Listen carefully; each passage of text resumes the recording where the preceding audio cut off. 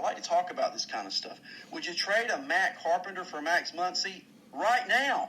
If I had Matt Carpenter and Max Muncy was in the league and somebody was a Cardinals fan, I'm offering Matt Carpenter. Yeah, Carpenter might get hot, but Muncy has been consistent, and Muncy's hot right now too. So Dodgers lose 3-2, and that's a look at last night's games in the Major. So I want to go once again and welcome everybody in the chat room. That's a look at last night. Lou Landers, Andrea, how was Seattle and Washington State? I tell you, it's great to have you back. Beer Man, I may not pronounce this right. Calrana Cyclonus, I think is correct. Cam, Demazens, DK Lush, Donkey Okie. Now this is another one. Divda Brazil, I guess. Easy Kill. Jay Gibbs, Jim Ross, J-Man. J-Man, you want to call in? I'm getting ready to send my number. You can call in and we'll talk. Get ready. Jonathan Cole, Leonard Donaldson, Mal Powell, that guy, Timothy Hooker, Unholy Toledo. And we got 3 guests this morning. Guest Luciano, who I have no idea who you are. Guest Marcy, who I have no idea who you are. And guest Travis, and I have no idea who you are. But the 3 of you, I tell you what, you can log in. You can go to the top of the page. You can log in. You can join our chat room. So go to login/register.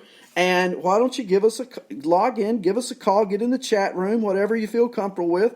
I'm getting ready to post my number. This is new ground, okay?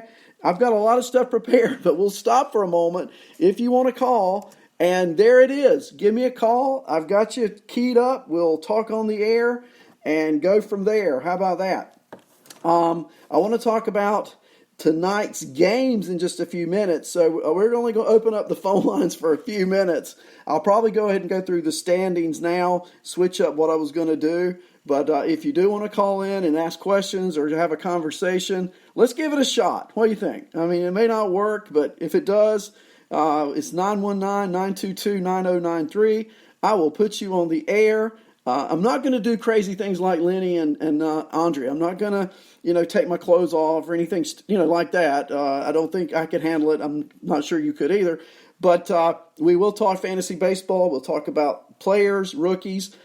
Speaking of which, I just talked a few minutes ago about Scooter Gennett coming up, and I saw something in the chat room earlier while I was going through the games on Minnesota Twins and Jonathan Scope and Polanco, and I forgot who it was, but they said that they had predicted those 2 players to do exactly opposite from what they had done, and I was looking at those 2 guys while I'm trying to multitask.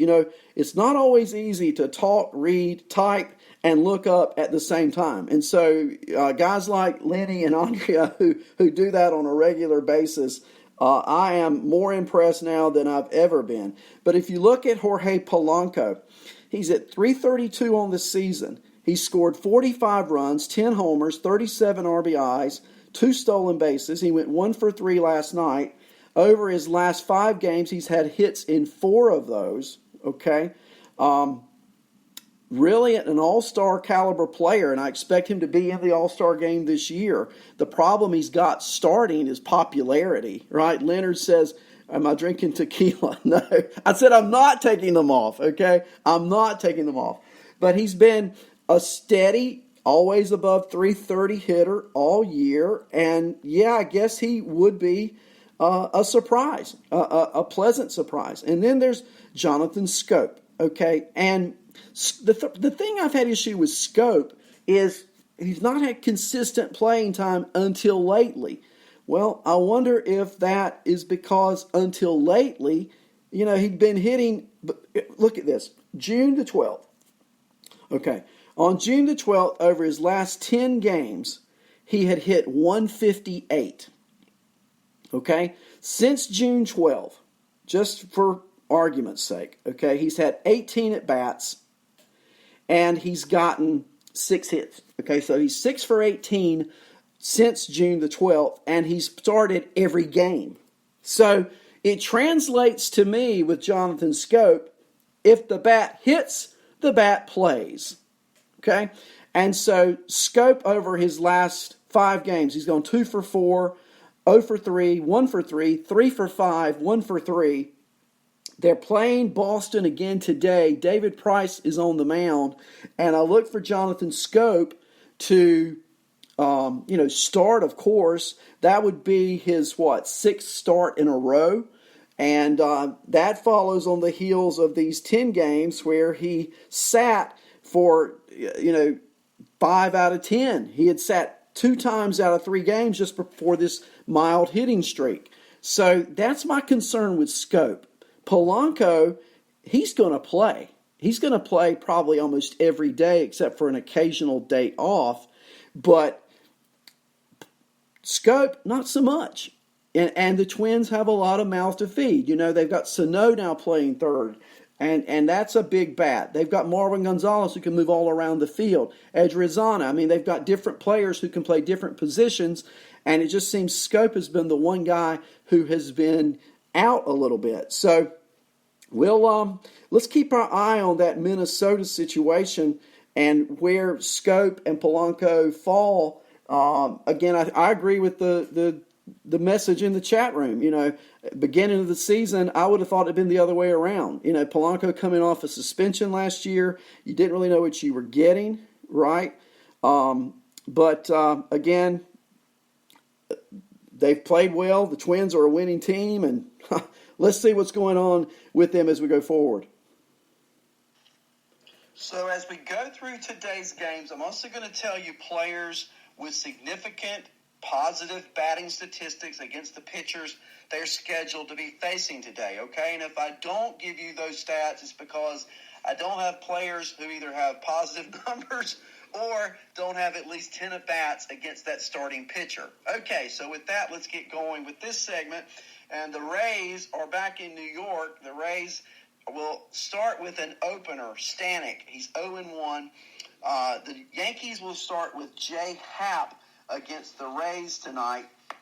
And for the Rays, Avisel Garcia is hitting .333 off of Jay Happ for his career. He has a couple of home runs. And so as we go through, I'm going to give you players that you may want to add for daily, or if they're on your team, you certainly want to make sure season long you're starting them. Avisel Garcia today against Jay Happ, okay? Moving on to the Phillies and the Nationals. The Phillies will start Arrieta, who was scheduled to start last night. They're going to have a doubleheader tomorrow. So we got a 15-game slate today. We'll have at least 16-game slate tomorrow. But Jake Arrieta going for the Phillies, Patrick Corbin going for the Nationals. And in that game... I don't have any stats in that game because the stats that I had prepared were looking at other pitchers pitching today, okay? And, of course, with the rain out, you don't get that. You get the players from the day before. So can't give you a lot there. I do like Hernandez for Philadelphia, though. So just how that might go today. The Detroit Tigers are in Pittsburgh. I have no stats for you guys on that one. But it is Daniel Norris against Mitch Keller. Keller really has not pitched well at all in his first couple of outings. He is a pitcher with a lot of promise, okay? Great stuff, right, Chappie? Great stuff, but just hasn't put it together in 2 starts. Now, it's early. It's an interesting and it's a good day for him to start against the Detroit Tigers club. So keep your eye on Keller today at 7:05. I like him. He's probably cheap for daily. And I like him against the Tigers tonight at home. He's my sneaky pick of the day, okay? My sneaky pick of the day is Mitch Keller. There you go. The Angels are in Rogers Center to take on the Blue Jays. Skaggs against Stroman. For the Angels, Mike Trout, 16 at-bats, 8 hits, 3 doubles. Oh, come on. He's hitting 500 off of Stroman for his career. That's a no-brainer, right? Duh. You got to start Mike Trout. Albert. Let's start on the air. Hey, is this Arnie? Yes, it is. Hey, Arnie, how are you doing? I'm doing great. Good morning. Who've I got? You got the J-Man. J-Man. Great to hear from you, J-Man. This is breaking ground, having call-ins on the show. So we'll just stop what we're doing and get to the calls. Great to hear from you this morning, J-Man. And thanks for supporting the chat room and everything. Likewise, and I don't want to take away fire from Tanaka's incredible performance last night. But we do need to address who going to be the closer for the Red Sox, and are they serious with what they're doing? Yeah, I mean, the thing I don't understand about Boston, and I had a conversation with Andrea. You know, Andrea's a big Red Sox fan, and I'm certainly not, but because I have such disdain for the Red Sox, I follow them closely. And it just seems to me that what they've got isn't working, but I don't hear of them doing anything. I was surprised, really, they didn't try to get Kimbrel back. Were you? It's almost like the deer in the headlights, like they can't believe he left them and they didn't do nothing about it. I mean, they could have had him. And the thing is, I really thought they were going to sneak in at the tail end and grab him. You know, last year they went through this give and take with J.D. Martinez. Remember, J.D. wanted to be a Red Sox. The Red Sox wouldn't sign him. Finally, they relented. They got him for, dimes on the dollar, if you will. And I thought they were going to do the same thing with Kimbrel. I really did. And, I thought there might have been some bad blood because he didn't do that good in the World Series. And so that makes for a long offseason. So I felt like there was some real tension there, possibly, So, and you may be right. So let's talk about. Well, the question is, who is it then? Is it going to be that Brazier, or is it going to be Barnes? Who's the real guy, or are they going to get somebody else? Are they going to get, what's his name, Column? Yeah, that's where I'm going. I'm looking at the standings right now, J-Man. I'm thinking, look at these teams that are out of it. And let me give you three possibilities, and let's talk about it, okay? You got the White Sox, who are 12.5 out. They're going nowhere. You got the Detroit Tigers. Remember, Green has 20 saves, and they've got Jimenez backing him up. They're 20.5 out. And you've got Kansas City, who's 23.5 out, and Ian Kennedy hadn't looked really bad. He's looked pretty good at the tail end of that pen. Do you think those are cheap options? You know, Boston's got a certain concern with payroll and salary cap. Do you think those are options that the Red Sox might be interested in? I don't think Ian Kennedy is. I think he's a big dummy. I think he's over the hill. But the other two are. Yeah. Well, I like Green. What do you think about Green? Right, for sure. I like Green, and I could see, and here you go. What does Boston have to offer Detroit that would lure Detroit into trading Green to Boston? And that's the question from where I sit. Dude, Detroit loves to get rid of anybody who's doing well. It's like anybody, any pitcher especially, gotta go. Up for sale. So Boston, Probably, because they can't hold on to anybody. Boston's got some good prospects in the lower legs. I watched it. They have a Carolina League team. The high A team plays, and I see them 2 or 3 times a year. Last year they had some guys go through. They got this Chatham kid who's a bat. I'm wondering if, for example, if Boston would say, we'll send you C.J. Chatham, if the Tigers wouldn't just say, sure, you got a deal. Boston doesn't have any money involved, and all of a sudden they've got Green as their closer. It'll be interesting to see how it plays out. Yeah.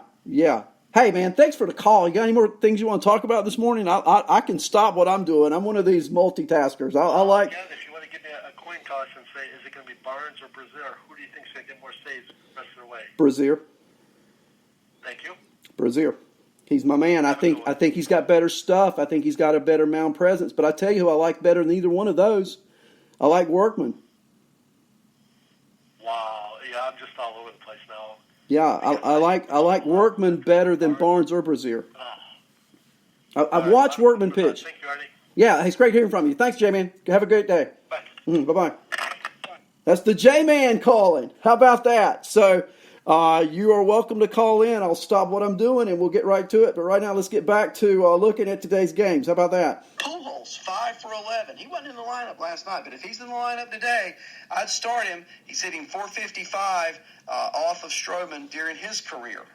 For the Astros and Reds, Verlander and Escalfina. Let's see here if I have anything. I don't think I have anything on that, which means I don't have any stats that are cumulative enough to talk about. But the Braves and Mets, but in that game, let me go back again. Verlander 9-2 against Escalfina. I've already told you if there's a left-handed Astro, I want him tonight. The splits for Escalfina are incredibly to the left-handed batter's advantage. And let me give you some specifics so you know Arnie's not just rattling on. Okay, against left-handed batters, he's faced 147 left-handed batters. He's thrown 571 pitches. Okay, his ERA is 6.25. His whip, 1.71. He's